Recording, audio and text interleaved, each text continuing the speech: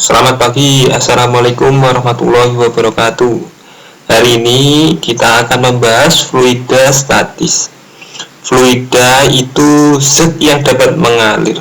Yang dapat mengalir itu nggak hanya air, tapi gas juga bisa.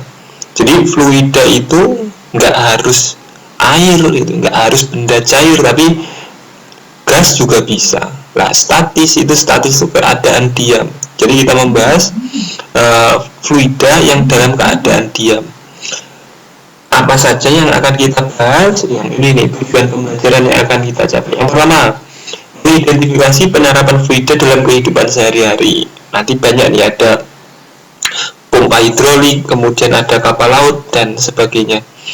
Selanjutnya adalah menerapkan persamaan tekanan hidrostatis dalam berbagai persoalan tekanan hidrostatis. Kemudian menyimpulkan konsep tekanan hidrostatis, memahami prinsip pipa U ya pipa bentuknya U.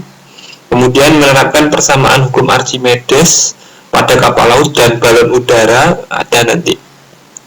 Kemudian menyimpulkan konsep prinsip hukum Archimedes. Selanjutnya menerapkan persamaan hukum Pascal pada pompa hidrolik. Nah, ini pompa hidrolik itu berkenaan dengan hukum Pascal. Kemudian menyimpulkan konsep hukum Pascal. Yang terakhir, menganalisis persamaan kecepatan terminal pada benda bulat yang jatuh pada fluida. Kecepatan terminal ini berkaitan dengan kekentalan dari suatu fluida. Namanya viskositas. Nah, pendahuluan ini beberapa penerapan. Yang pertama kapal laut ya. Dulu kita tuh sering berpikir ya, kalau besi ditaruh di air ya tentu nggak mungkin dia mengapung, pasti tenggelam. Tapi faktanya sekarang tuh kapal-kapal ini terbuat dari besi ya. Kenapa kok bisa mengapung gitu? Malah ada kapal kargo yang bisa muat ribuan kontainer gitu ya, ribuan kontainer ya. Ini salah satu teknologi mungkin sudah zaman Nabi Nuh tapi masih pakai kayu. Sekarang ini sudah menggunakan besi, teknologi modern. Selanjutnya adalah kapal selam ya.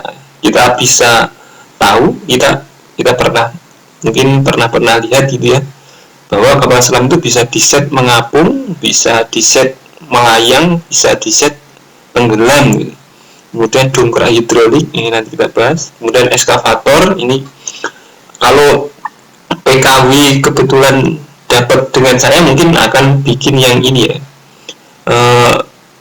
eskavator tapi versi sederhananya pakai kardus sama jarum suntik. Terus kemudian baju hidrofobik. Jadi ini ada baju yang didesain tuh kalau kena air dia nggak basah, ya. Ini ada teknologi sendiri.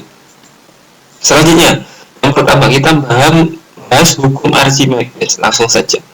Ini ada perumpamaan. Kalau saya menimbang benda di udara, katakanlah sebentar ini saya kasih olet-oletan. Karena ini misalkan 5 gram gitu ya, 5 gram. Setelah saya timbang bersamaan bendanya nyelup di air, tentu ini nggak jadi 5 gram gitu ya, akan berubah, akan semakin ringan. Nah, kalian juga bisa membayangkan ini nih yang mudah dibayangkan. Kalian push up di air itu terasa ringan daripada push up di darat. Nah, kenapa kok bisa ringan? Ini tentu kurang dari 5. Kenapa kok bisa ringan? Nah, pertanyaannya biasanya itu. Karena ketika benda tercelup di dalam air, dia tuh ada yang namanya tuh gaya apung gitu. Gaya apung tentu dia tuh kalau berat benda itu arahnya ke bawah gitu ya.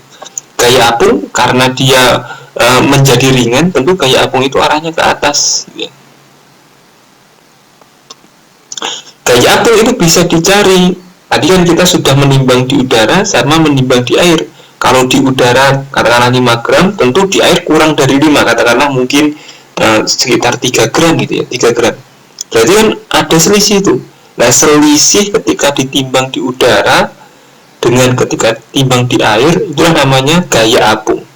Nah, persamaan gaya apung itu sama dengan W atau berat benda ketika di udara dikurangi W atau berat benda ketika di air gitu ya.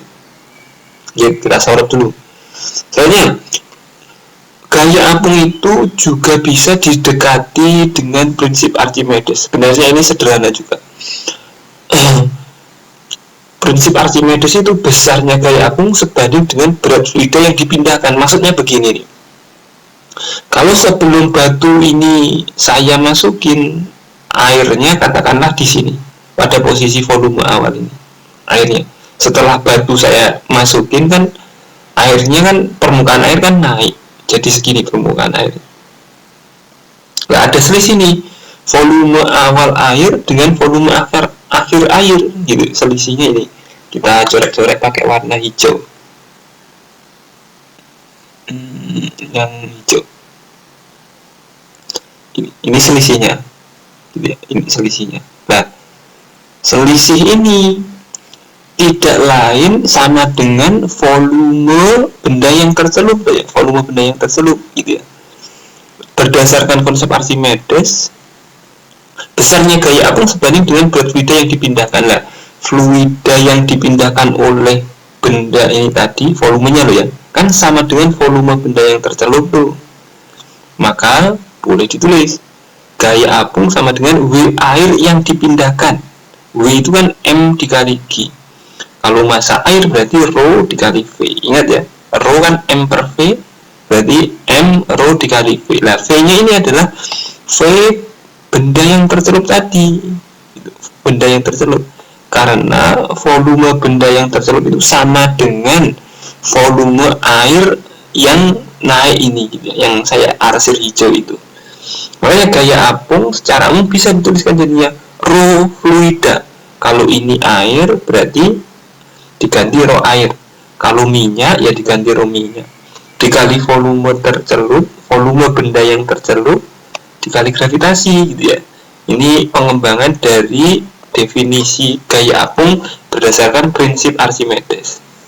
Nah, kalau digabungkan antara F apung versi 1 dengan versi 2 bagaimana ya? Tinggal dimasukin rho fluida dikali V tercelup dikali G sama dengan W udara, W ketika di udara dikurangi W ketika di air gitu ya. Rho sekali lagi massa jenis, VT itu adalah volume benda yang tercelup, G itu percepatan gravitasi.